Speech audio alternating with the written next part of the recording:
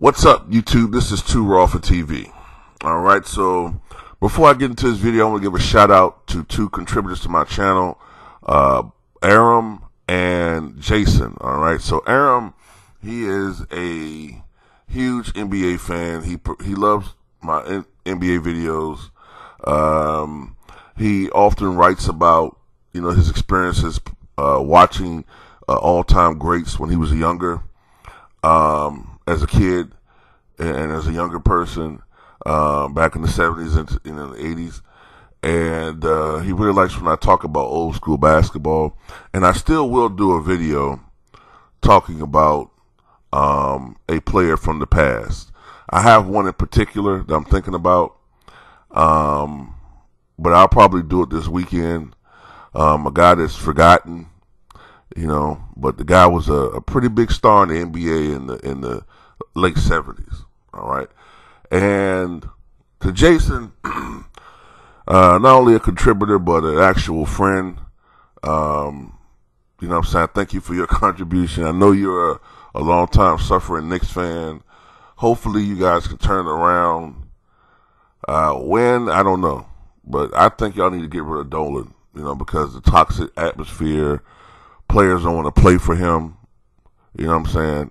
I think Dolan needs to go for the Knicks to turn around. All right, let me get to the point of this video, all right? Now, Bernard Hopkins recently said that he thinks that both Mike Tyson and Evander Holyfield, due to this era being weak, would both have a shot at becoming undisputed heavyweight champions if they tried to and put their minds to it. Now, let me say this. Do I believe that this division is weak? Yes. I think after, Deontay Wilder and, maybe Tyson Fury and, that guy over the pond, say across the pond, that guy, Joshua, and maybe when he's, focused, a guy like Andy Reeves or whatever. Dillian White, I'm not sold on him. After those three guys, maybe four, it's a steep decline, all right?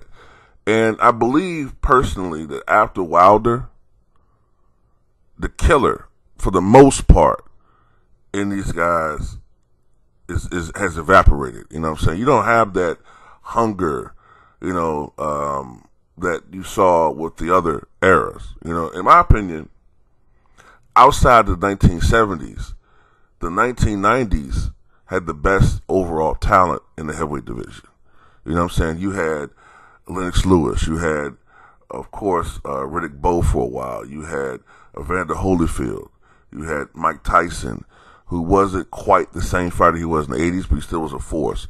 Shit, you had George Foreman come out of retirement and win the title. You had Michael Moore. You had Larry Holmes come back, and actually be rather successful. You had Tommy Morrison.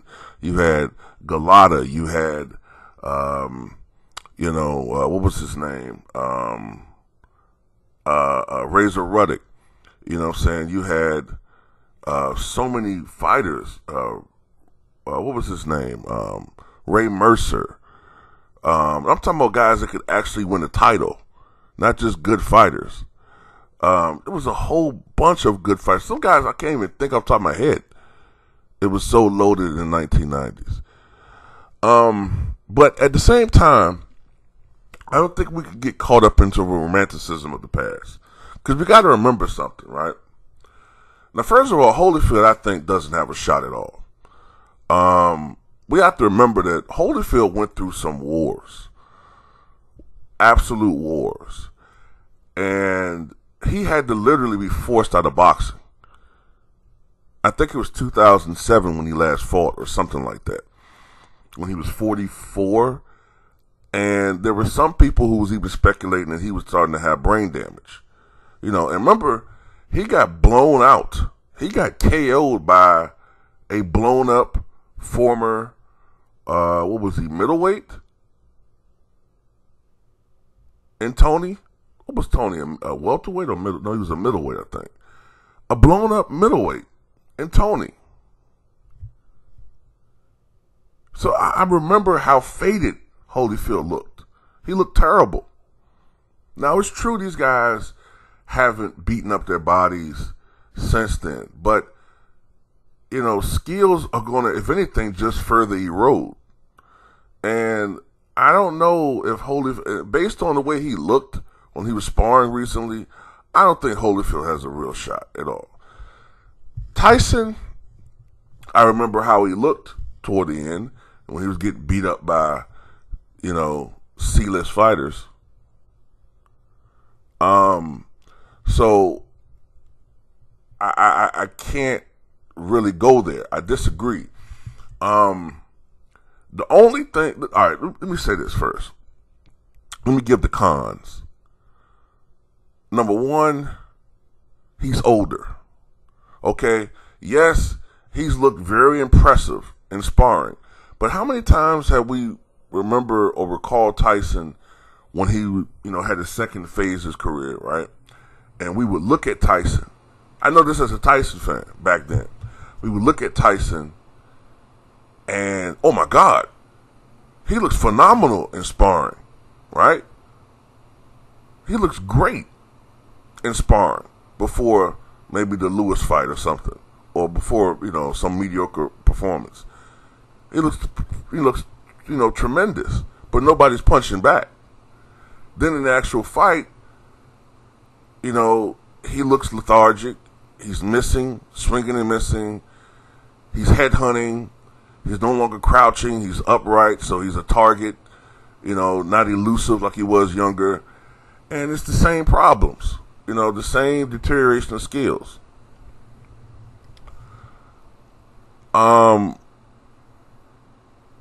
So it's like sparring to me, I have to see it in the ring. Secondly, the problem I have with Tyson, even though I got to say, if Tyson were to fight Holyfield right now, he would kick his ass. Tyson has retained a lot of his speed, and you can see he still has most, if not all, of that power. Because his power was often generated, was really generated by his speed and throwing his entire body into a punch. He used all the force of that 220 to 230 pounds when he was a heavyweight into the punch. I don't know how much he weighs now. He looks like he weighs like maybe 200 now. I don't know. But anyway, another thing that goes against Tyson is the fact that due to him being older, his style would be a problem. Like, for instance, guys like Larry Holmes and George Foreman. Well, George Foreman in the second half of his career. Because the George Foreman in the beginning of his career, remember, he was so active, he used to throw so many punches that sometimes he would tire out and fatigue would play a factor in later rounds. So when he came out of retirement, he was heavier. But he had a more relaxed style. He adopted Ken Norton's defense, crab-like defense. And he didn't throw as many punches. You know what I'm saying? And he also, when he fought the first time, he was like 220 pounds. When he came out of retirement, he was about almost 300 fucking pounds. Now, his weight fluctuated. He was as low as 235 in certain fights. I think it was I can't remember the goddamn guy's name. But he was 235 at the lowest. In some fights, he was 275. But he used his bulk to wear down his opponent's weight. He was a very smart fighter. Larry Holmes was never a powerful brute, but he paced himself. These guys paced themselves. The way Tyson fought, if you remember, he often tired out toward the end of fights, especially after he passed 30. Now he's 54. So the only way I could see Tyson being successful is if he changed the way that he fought. Like, he would have to pace himself a lot better. You know what I'm saying? He would have to pace himself a lot better. Now, the only pro I'm going to say about Mike is Mike Tyson in that time period was going through a lot of bullshit. Okay? He was doing a lot of dumb shit. He was fighting while high on marijuana, apparently, and sometimes high on cocaine.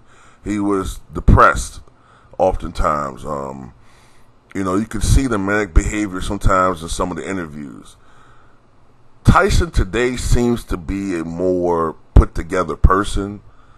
So maybe mentally he could come into a fight with a different attitude and a different feeling about himself, more confidence in himself, maybe an overall different mindset. I don't know. Apparently, Mike wants to fight a charity match, a charity bout. I'm assuming it's going to be with somebody around his age.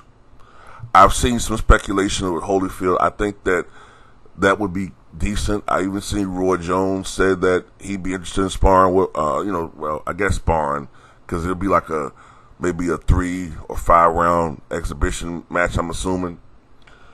That'd be interesting. I mean, it'd have been, 15 to 20 years too late for them to fight each other.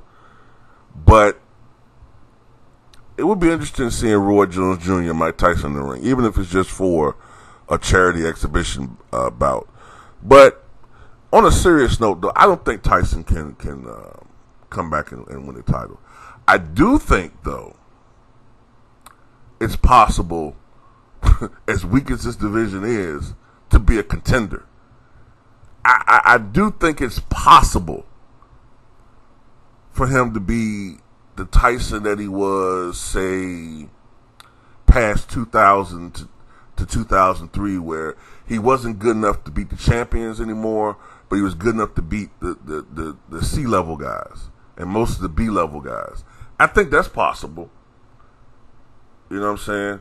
One of the things that I do remember about Mike, though, in that time period, is he never could really sustain a period of activity to regain or polish up his skills. Like, you know what I'm saying? Like, he would come out, he would come back, he would fight and have a fight that, say, ended in a knockout in 95 seconds.